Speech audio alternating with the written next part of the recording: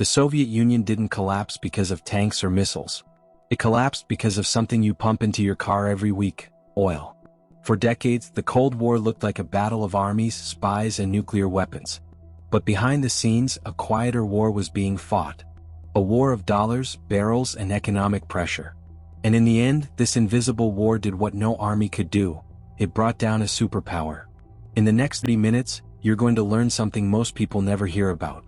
You'll discover how American strategists identified the Soviet Union's biggest weakness, how they convinced a Middle Eastern kingdom to flood the world with cheap oil, and how a deliberate price crash drained the Soviet economy until it simply couldn't survive. This is not a conspiracy theory. This is documented history. And it changes everything you think you know about how the Cold War really ended. Let's start with the one thing the Soviets couldn't live without.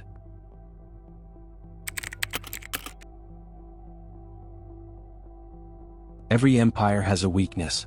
For the Soviet Union, that weakness was hiding in plain sight. By the late 1970s, the USSR had become the world's largest oil producer. Soviet oil fields in Siberia were pumping millions of barrels every single day. And for a while this looked like a massive advantage. Energy meant power. Energy meant influence. Energy meant money. But here's what most people didn't understand at the time. The Soviet economy was completely addicted to oil exports. Think about it this way. The Soviet Union had a huge problem. Their economy was centrally planned. The government controlled everything. And that system was incredibly inefficient. Soviet factories produced goods that nobody wanted to buy. Their technology was years behind the West. Their agriculture couldn't even feed their own people reliably. So how did the Soviet Union survive? How did they import the grain, the technology, and the consumer goods they desperately needed? The answer was simple: oil and gas exports. Between 60 and 80% of all the hard currency the Soviet Union earned came from selling energy to the West. Let that sink in. Up to 80%. That's not diversification. That's total dependence. Every time the Soviets needed to buy American wheat because their farms failed, they paid with oil money. Every time they wanted Western computers or machinery, they paid with oil money. Every time they needed to keep their people from starving or revolting, they paid with oil money. The Soviet superpower, with its nuclear arsenal and its massive military, was essentially running on a single source of income. If that income disappeared, the whole system would collapse. And a few smart people in Washington were starting to figure this out. The question was simple: what happens to the Soviet Union if oil prices crash? What happens if their main source of dollars suddenly dries up? The answer would change history. But first, something unexpected happened.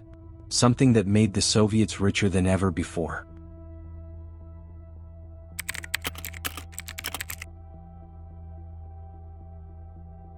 October 1973. The Yom Kippur War breaks out in the Middle East. Israel fights against Egypt and Syria. The United States backs Israel with weapons and supplies. And the Arab oil-producing nations decide to strike back in a way nobody expected. They announce an oil embargo against the United States and its allies. Almost overnight, the global oil market goes into chaos. Before the embargo, crude oil cost about $3 per barrel. Within months, that price quadruples to $12 per barrel. Gas stations across America run dry. Lines stretch for blocks. The American economy stumbles into recession. For the United States, this was a disaster. But for the Soviet Union, it was like winning the lottery. Think about the math. The Soviets were selling millions of barrels of oil every day. And suddenly, every single barrel was worth 4 times as much. They didn't have to pump more oil. They didn't have to work harder. Money just started pouring in. And what did the Soviet leadership do with this sudden windfall? They spent it on their military. They financed communist movements in Africa, Asia, and Latin America. They expanded their influence around the globe. The Soviet Empire was flush with cash, and they used every dollar to challenge American power wherever they could. Here's the irony that most history books don't emphasize enough. The oil crisis that hurt America so badly was directly funding America's greatest enemy. The same shock that caused American families to wait in gas lines was paying for Soviet tanks, Soviet weapons, and Soviet global expansion. Throughout the late 70s, high oil prices kept the Soviet economy afloat. The fundamental problems were still there. The inefficiency, the corruption, the failing agriculture. But as long as oil money kept flowing, none of that seemed to matter. The Soviet leadership grew confident, maybe even arrogant. They believed their system was working. They believed they were winning the Cold War. They had no idea what was coming.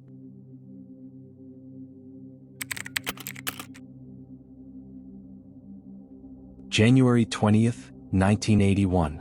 Ronald Reagan takes the oath of office as the 40th President of the United States. Reagan came to Washington with strong opinions about the Soviet Union. He called it an evil empire. He believed communism was doomed to fail. But he wasn't content to just wait for that failure to happen naturally. He wanted to accelerate it. Within months of taking office, Reagan gathered a team of advisors who shared his vision. William Casey became director of the CIA. Caspar Weinberger took over the Department of Defense. George Shultz led the State Department. Together, they would design a new kind of warfare against the Soviet Union. The strategy was laid out in a series of classified documents. The most important was called National Security Decision Directive 66, signed in 1982. The language was bureaucratic, but the intent was clear: attack the Soviet economy at its foundations. This wasn't about fighting the Soviets on the battlefield. This was about breaking them financially. The Reagan team understood something crucial. The Soviet military was powerful, but the Soviet economy was fragile. And that economy depended almost entirely on oil exports. William Casey, the CIA director, became obsessed with this vulnerability. He ordered detailed studies of Soviet finances. How much money did they earn from oil? How did they spend it? What would happen if that money stopped coming? The answers were encouraging. Every dollar drop in the price of oil would cost the Soviet Union between $500 million and $1 billion per year in lost revenue. If prices dropped significantly, the Soviets wouldn't be able to afford their military. They wouldn't be able to feed their people. They wouldn't be able to hold their empire together. But there was a problem. The United States couldn't just make oil prices fall. America wasn't the world's biggest oil producer. The global oil market was controlled by OPEC, the cartel of oil-producing nations led by Saudi Arabia. If Reagan wanted to crash oil prices, he needed the Saudis on his side. And that's where the real story gets interesting.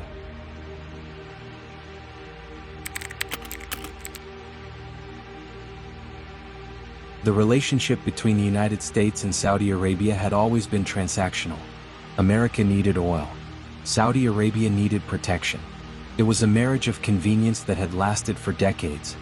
But in the early 1980s, that relationship was about to deepen in ways that few people understood at the time. King Fahd had recently taken power in Saudi Arabia. He faced serious challenges. The Iranian Revolution had brought a hostile regime to power next door. The Iran-Iraq War was destabilizing the entire region. And the high oil prices of the 70s had actually hurt Saudi interests in unexpected ways. Here's something most people don't realize. Saudi Arabia didn't necessarily benefit from extremely high oil prices. When prices spiked in the 70s, two things happened. First, Western nations started conserving energy and looking for alternative sources. Demand for OPEC oil dropped. Second, non-OPEC producers like the North Sea fields and Mexico ramped up production to take advantage of high prices. Saudi Arabia was losing market share. By the mid-80s, the Saudids were facing a difficult choice. They could keep cutting their own production to maintain high prices, or they could flood the market with cheap oil to drive competitors out of business. The Reagan administration saw an opportunity. In 1985, a series of high-level meetings took place between American and Saudi officials. The details of these conversations remain partially classified to this day, but the outline of the deal is clear. America promised to guarantee Saudi security, more weapons, more military cooperation, a firm commitment to defend the kingdom against any threat, including Iran. In exchange, the Saudis agreed to dramatically increase oil production. The goal was simple: crash the global price of oil. And in late 1985, that's exactly what happened. Saudi Arabia opened the taps. Production jumped from around 2 million barrels per day to 6 million barrels per day. The world was suddenly flooded with cheap crude. The oil market went into free fall. Some historians debate how explicit this agreement really was. Did Reagan personally ask King Fahd to crash oil prices to hurt the Soviets? Or did Saudi Arabia simply pursue its own economic interests, and America benefited as a side effect? The truth is probably somewhere in between. Both nations had reasons to want lower oil prices. Both nations benefited from hurting the Soviet economy. Whether there was a formal deal or just an alignment of interests, the result was the same. The oil weapon was deployed, and Moscow was about to feel the impact.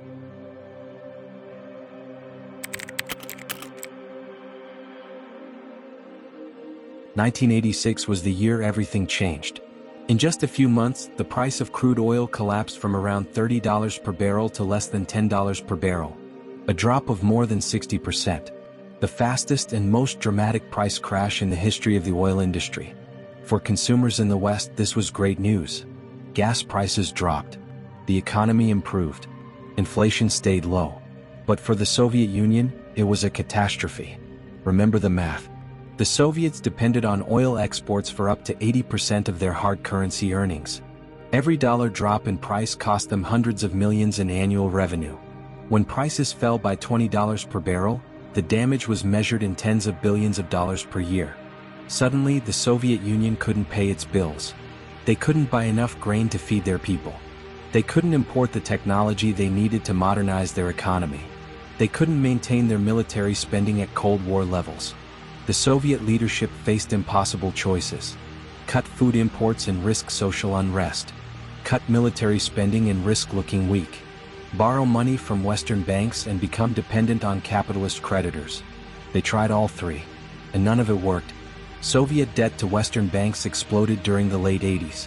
The communist superpower was essentially taking out loans from its ideological enemies just to keep the lights on.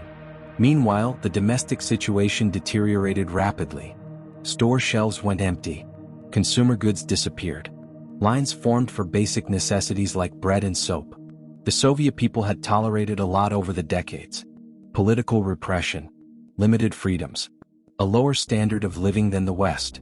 But they had always been told that the system was working, that communism was the future. Now they could see with their own eyes that the system was failing. And that realization would prove more dangerous to the Soviet state than any American weapon.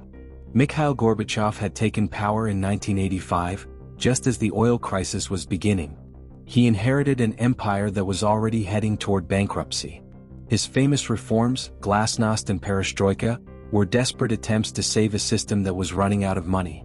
But it was already too late.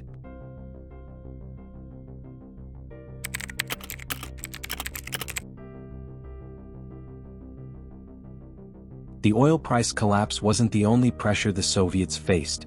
The Reagan administration had designed a strategy with multiple layers, each one designed to drain Soviet resources. The most famous was the Strategic Defense Initiative, better known as Star Wars. In 1983, Reagan announced a plan to build a space-based missile defense system. The technology was ambitious, maybe even unrealistic. Many scientists doubted it could ever work. But that almost didn't matter. The mere announcement forced the Soviet military into a panic. If America could shoot down Soviet missiles from space, then the entire Soviet nuclear arsenal would become worthless. The Soviets couldn't ignore this threat. They had to respond. They had to invest in countermeasures, in new weapons systems, in their own research programs. And all of that cost money. Money they no longer had. The Reagan team understood this perfectly. They knew the Soviets would have to match American military spending dollar for dollar.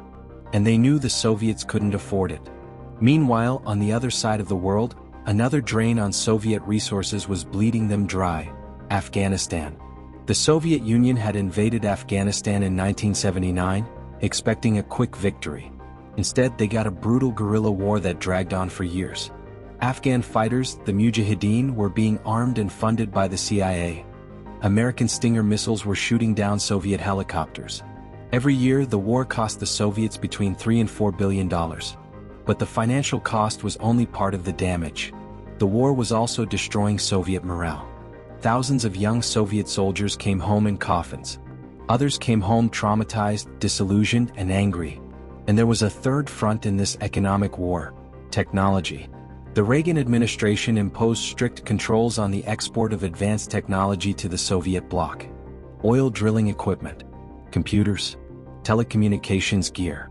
Anything that could help the Soviet economy modernize was blocked. This hurt the Soviets in two ways.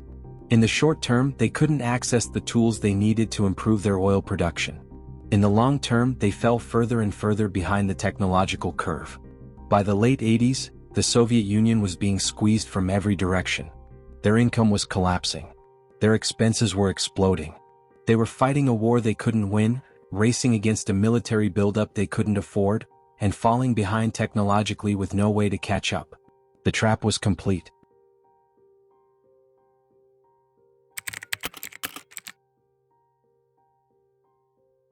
By 1989, the Soviet Empire was crumbling from within. The economic crisis had become a political crisis. When people can't buy bread, when stores are empty, when the government can't provide basic services, legitimacy disappears fast. Gorbachev's reforms had been meant to save the system. But they had an unintended effect. Glasnost, the policy of openness, allowed Soviet citizens to criticize their government for the first time in decades. And they had a lot to criticize. Suddenly, people were asking questions that had been forbidden for generations. Why was the economy failing? Why were other countries more prosperous? Why did Moscow control everything? That last question was especially dangerous. The Soviet Union wasn't really one country. It was an empire of 15 different republics, each with its own language, culture, and history. Many of these republics had been conquered by Russia and held by force. As long as the central government was strong and the economy was functioning, these tensions stayed under control. But now, with Moscow visibly struggling, the republics started thinking about independence. The Baltic states, Lithuania, Latvia, and Estonia led the way. They had never accepted Soviet rule willingly. Now they saw their chance to break free. One by one, other republics followed. Ukraine, Georgia, Armenia, Azerbaijan. The empire that had seemed permanent just a few years earlier was dissolving. In August 1991, hardliners in Moscow attempted a coup against Gorbachev. They wanted to restore central control and crush the independence movements. But the coup failed. The military refused to fire on civilians. The people had lost their fear. On December 25, 1991, Mikhail Gorbachev resigned as president of the Soviet Union. The hammer and sickle flag was lowered over the Kremlin for the last time. The Cold War was over. And America had won without firing a shot. So let's take a step back and look at what you just learned. You now know that the Soviet Union, despite its massive military and nuclear arsenal, had a fatal weakness. Their economy depended on oil exports for up to 80% of their hard currency. That wasn't strength. That was a vulnerability hiding in plain sight. You learned that the 1973 oil crisis, which hurt America so badly, actually funded the Soviet Empire for over a decade. The same shock that caused gas lines in American cities was paying for Soviet tanks and global expansion. History is full of ironies like that. You saw how Ronald Reagan and his team turned economics into a weapon. They didn't just want to contain the Soviet Union. They wanted to break it financially. And they had a plan to do exactly that. You discovered that Saudi Arabia emerged as an unexpected ally in this economic war. Whether through a formal deal or an alignment of interests, the Saudis flooded the market with cheap oil. And that decision changed history. You watched the oil price collapse unfold. From $30 to $10 per barrel in just months. And you understood what that meant for Moscow. Tens of billions of dollars in lost revenue every single year.